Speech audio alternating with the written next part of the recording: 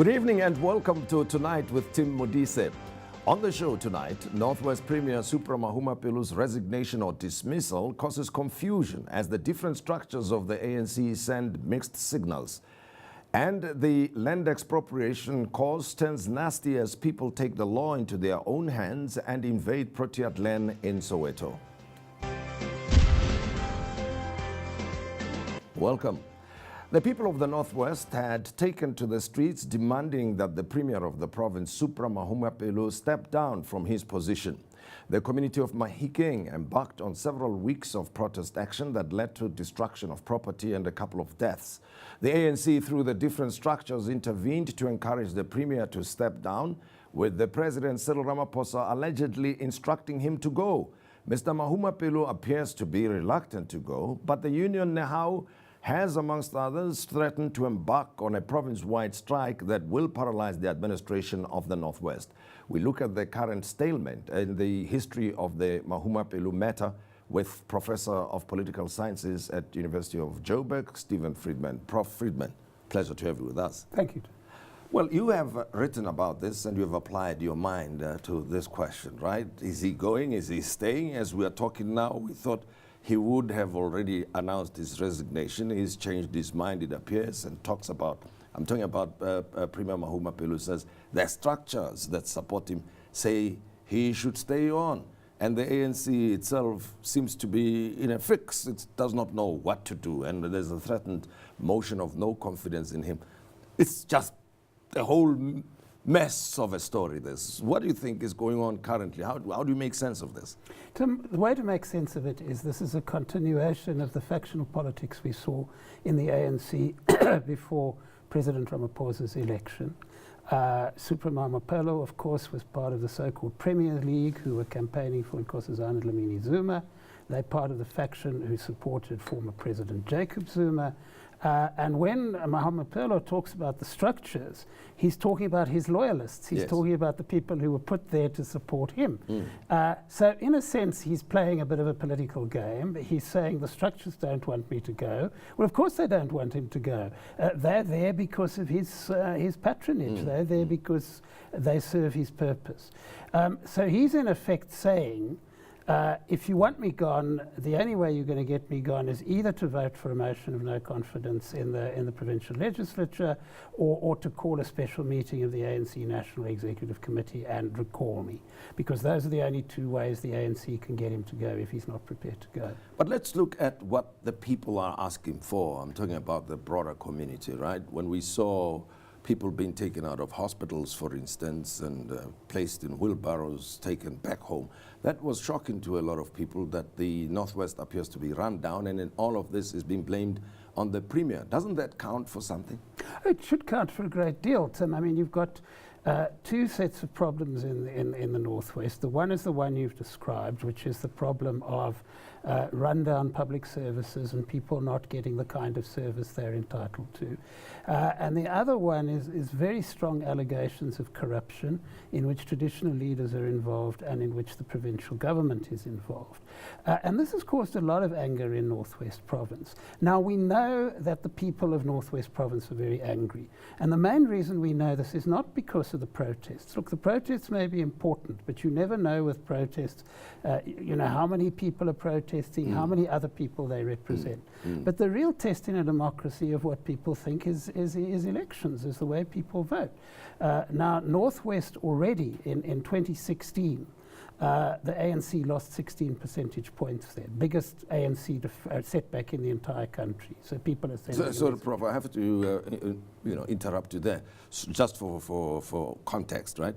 When you say they lost 16, they're moving from a certain number to a certain number. From 2014, it was from 76 to 59. Okay, yeah. Okay, all right. Right. Yeah. What has happened now? Only last week, there was a by-election in Ditsabolo, in which the ANC actually lost the seat to the EFF. So the ANC had 55% in 2016. It's now gone down to 48%. So what we're looking at is voters in the Northwest Province saying, enough, we're not being served in the way we want to be served. And quite frankly, if Mr. Mahumapelo does not vacate the seat, the ANC has a very strong chance of losing Northwest. But even if he does vacate the seat, the ANC may lose Northwest unless it actually fixes the problems which are getting people to vote the way beyond they removing I mean, that's as the just, premier, right? that's just the start of the process. I mean, he's seen there as somebody who's interested in himself and the people around him rather than the citizens, and that's why people want him to go.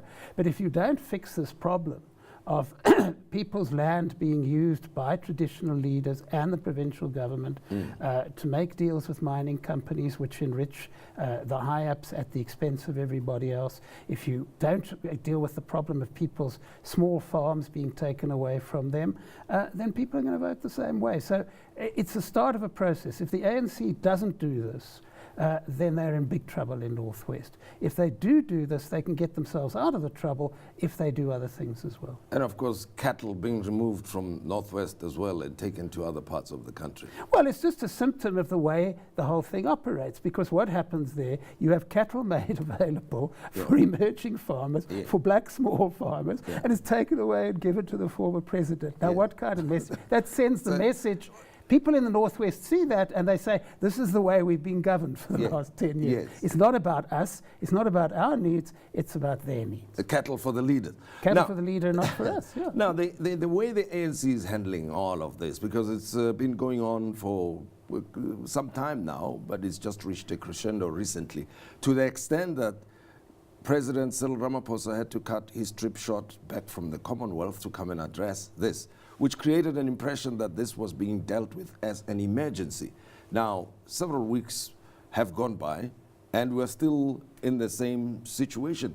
What do you make of the way the ANC is handling it? We're told there's National Working Committee, there's the President's intervention, there's the Interministerial Committee, there's the NEC that must discuss, there's the Provincial Executive. Help us understand. Look, firstly, whatever other criticisms there may be of the president, I don't think you can really criticize him about that particular intervention. He came back for one reason and one reason only. He came back to stop the property burning, the people in the street, because, on the one hand, you're sitting there in London or wherever it was talking to investors, and the television screens are showing Mahikeng in flames. I mean, obviously, people are not going to invest if that's the case. So his purpose was to come in and calm the situation and to say, well, let's at least ensure that there's no burning, which he succeeded in doing. The question of removing Mamapelo, it is not easy to remove a premier, and it shouldn't be easy to remove a premier. Because if you can we're living in a democracy. Premiers are ultimately responsible to the voters. They're not responsible to party leaderships. So the whole process of trying to remove a premier is very difficult, as the process of trying to remove former President Zuma was difficult. And they have to do it in a procedural way. The ANC is always very nervous of passing votes of no confidence in its own leaders. So what has been going on since President Ramaphosa came back is that there's been an attempt to get Mamapelo to step down in a way which means that they don't have to go to the provincial legislature and pass a vote of no confidence in an ANC premier. But if he takes the attitude that he's now begun to take, they may well have no option. But it appears as if the Premier Mahumapelo is holding the ANC leaders to ransom, at least from the point of view of the public, who, when they went out in the streets and have been agitating and calling for his head, saying that he should step down, the expectation was that it will happen sometime soon. But it appears to be a dragged out situation, which indicates that he may have much more influence and power than was been given credit for. You see, what he's banking on, Tim, is the party structures, not the voters. Nobody in this, I wrote something this week about this, saying the one missing issue which nobody's talking about in Northwest is the most important issue at all, which is the voters, the citizens. How do they feel? Nobody's paying any attention to them in this. The politicians are not interested. Mamapelo's gamble is that because he controls the structures of the ANC in the province, he can tough this out. He may not even want to stay on as premier, but I think he does want to stay on as ANC chair in the province, because that's where the control over the party structures is. And this is very interesting, because if you look at the ANC nationally, what is happening in the ANC nationally after the Nasrec conference is that President Ramaphosa and his faction control the policy process, but they don't control the ANC, because the ANC is controlled by Ace Magashule, who's the Secretary General, Jesse Duarte, who's his deputy, both of whom supported Nkosazana Dlamini Zuma. So the anti-Ramaphosa faction, if you can put it like that, are relying on their control over ANC branches and ANC committees. And Mamapelo is hoping that at the end of this process, because of that, whether he's premier or not, he'll still be in control of the ANC in Northwest. You mentioned something about the traditional leaders. Where do they fit in the whole story? Well, it's a very interesting story. A few years ago, the Jacob Zuma faction of the ANC, who were trying to cancel out the fact that they were losing support among voters in the cities, gave traditional leaders more land powers. The idea was that the traditional leaders would use their land powers to control people and force them to vote for the ANC.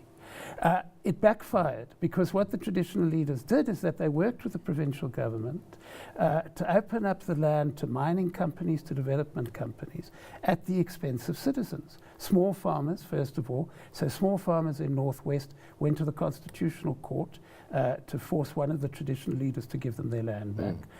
And this is a conflict throughout the province. So citizens in the Northwest look at this and they say, first of all, you're taking our land away. And secondly, what we get in return when you make the deals with the companies is not the revenue which would improve services and improve the way in which, in the environments in which we live. What we get is self-enrichment by the traditional leaders and people in the provinces. And there's huge anger. And I will pick this up in a few moments when we discuss the land question, but I want to talk about the citizens generally, in the Northwest in particular. What do you think South Africans' view is when they look at the way ANC resolves its problems, using the Northwest and Supra Mahumapelo as a case study? Well, you see, I think that, unfortunately, and I did make the point that, you know, they have to go through the processes, etc. The one thing that no politician in the ANC seems prepared to do, in fact, no politician in the country seems to be prepared to do most of the time, is to rely on the people who matter most. You have a problem, you go out to citizens, you say, support us. There are all sorts of issues I could name to you on which this should have been done and is not done. And the point is that the result of that is that people, I would imagine, I haven't done any survey, but I look at the way people vote. People are saying, well, okay, we want Mamapelo gone, we want change, but this is not about us. It's about you once again. So the factions meet and the factions decide, and then the pundits appear on the media and the pundits tell you which faction is controlled and which faction isn't. And the only missing ingredient here is nobody's going out there and saying to the people, look, you know, how can we serve you better? And it's not rocket science. It can be done. If you look at Gauteng province, when the ANC lost 10 percentage points in Gauteng province and a new leadership under Premier Makura was elected, I mean, the first thing he did was, you know, to go out to townships, to go out there and say to people, let's work with you, etc. Nobody's doing that in the Northwest. So why should people feel that they're not being taken seriously? And they're right. Very unfortunate. No, but as we speak, we don't know the fate of Supra Mahumapelo as the Premier of the Northwest. In the meantime, he suggested that the structures say he should remain in position. Well, in a few moments, we will be looking at the land question in South Africa. And many people may believe that this is something new for South Africa, but it's been going on for a while. And it's not only that fact, but it's the fact that it's pitted ordinary citizens, residents, against homeowners in the townships in particular, as we saw in Proteas Land, Soweto recently.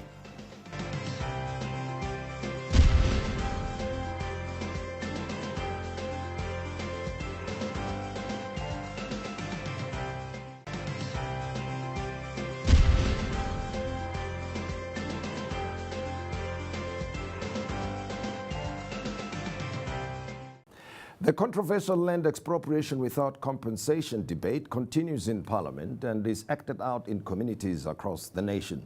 Parliament had earlier this year adopted a resolution that says public hearings that should consider restitution, economic growth, food security and other issues be held throughout the country to test the views of the different stakeholders. The land question is a centuries-old political and racial problem in South Africa. Many black people regard it as being at the center of economic exclusion and racial domination. Some people have understood this call to mean taking over open fields wherever available, anywhere, including in the townships where people have bought their own properties. And the most recent example is that of proteated land in Soweto. And this, of course, has led to open violent conflict with the community there. Professor Stephen Friedman is with me in the studio to pick up on this issue, and thanks once again, Prof. Now, I want to talk about proteated land, but I'm picking up from the earlier conversation on what happened in the Northwest, what the government under President Zuma did when it gave more powers to the traditional leaders in terms of allocation of land and so forth. Just talk me through that. Oh, Tim, the interesting thing is that as I say, what happened was that you had laws passed which said increased the powers of traditional leaders over land. And the former president, when he used to go and speak to the Council of Traditional Leaders, used to say, you guys must play a much more active role in land. And the expectation was, because that's what happened in KwaZulu-Natal in 2009, was that the traditional leaders would get their people to vote for the ANC. The traditional leaders showed no interest in their people. They took their land powers, took farms away from small farmers, and made these deals. Now, interestingly, we've had a huge amount of coverage of the ANC resolution in December about expropriation without compensation. Nobody is talking about the other ANC land resolution which was passed. The ANC also passed a resolution saying that control of land in areas controlled by traditional leaders must revert back to the communities. In other words, the chief mustn't control the land. The so in other words, it was a reversal of the... It was a reversal of that because people were very angry. I mean, this was an expression of how delegates felt about it. But, you and know, it's been totally ignored. Nobody is even talking about it. You're talking about traditional leaders being given more powers, and they did what they did. I thought it was white monopoly capital. It was the traditional leaders. Well, white monopoly capital is in on it because they then go and make deals. Yeah. You know, the whole point is that we're being told it's about tradition versus white monopoly capital. Actually, tradition is in bed with white monopoly capital. Yeah. And that's the problem. So now the new resolution says the power must go back to the community. Yes, and it's been totally ignored. So we haven't had a word.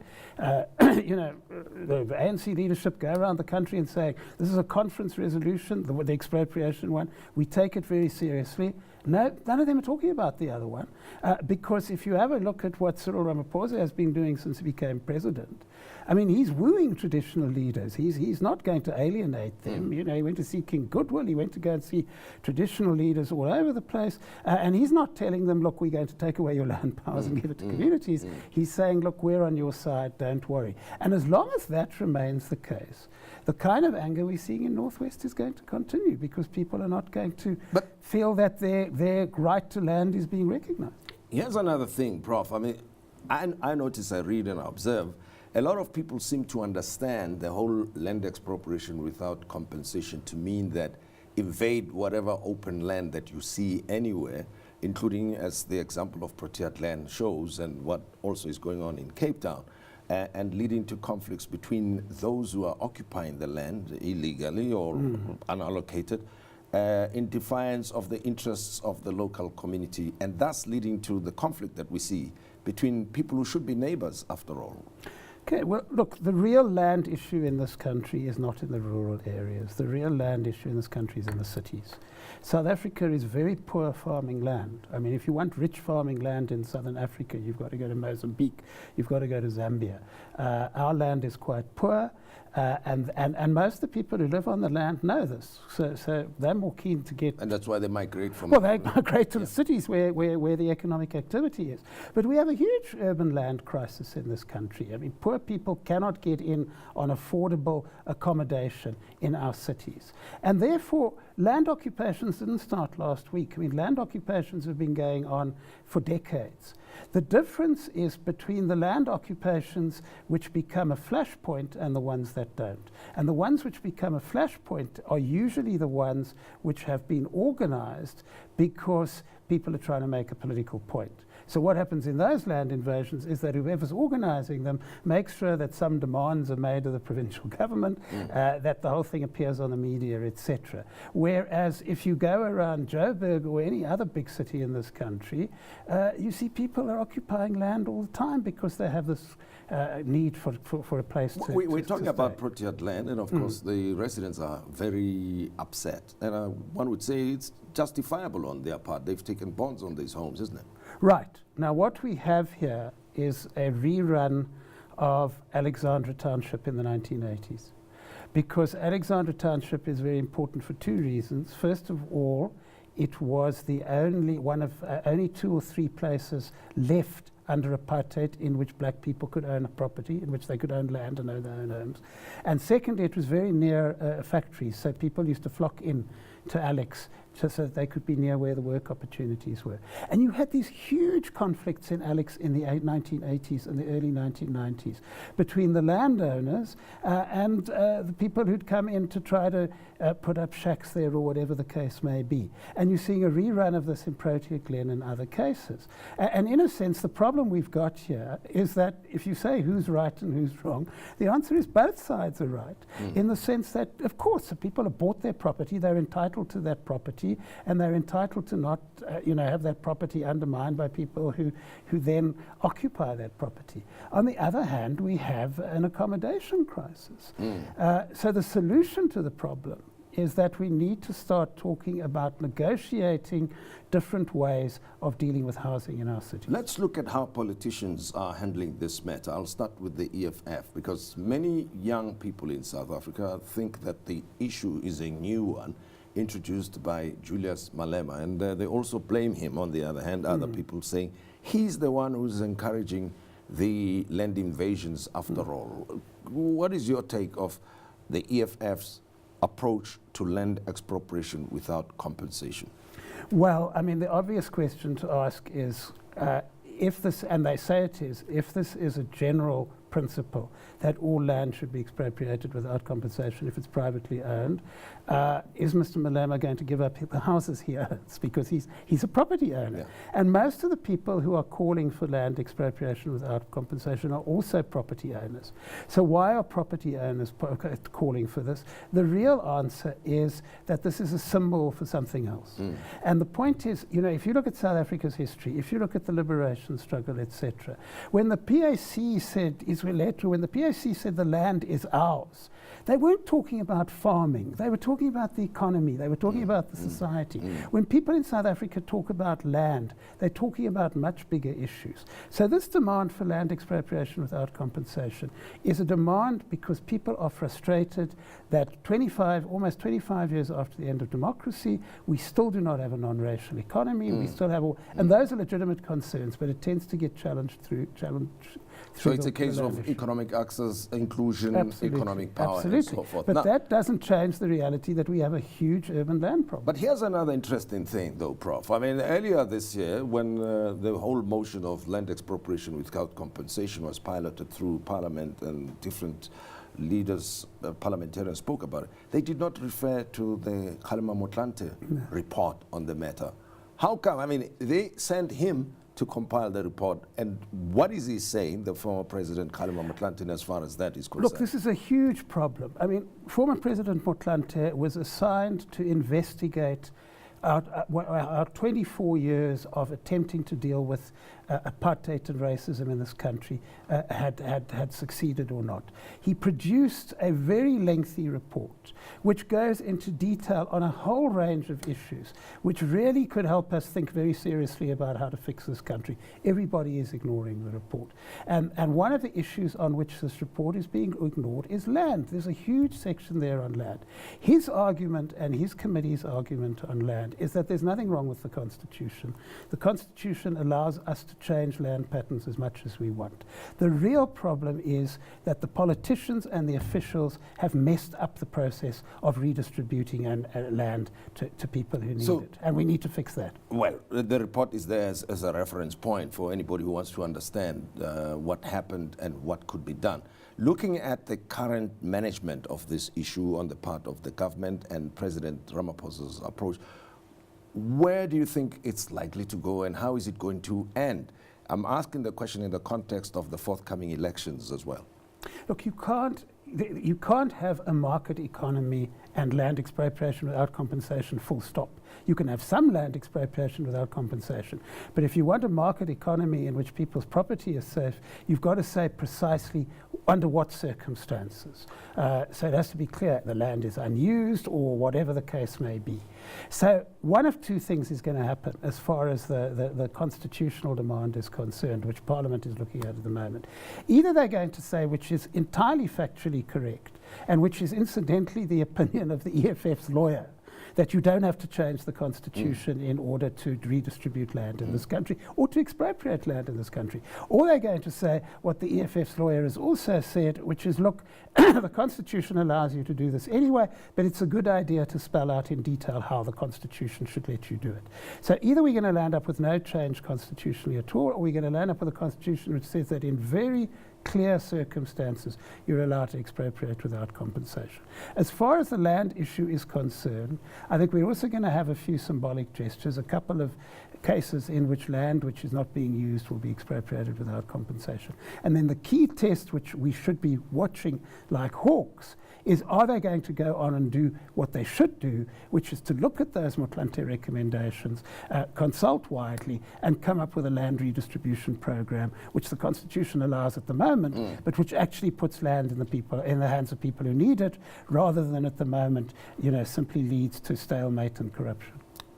Professor Stephen Friedman, thank you very much for talking to us. Thank you. Well, it's not an easy question, but strangely, the answers are there already, at least majority of them.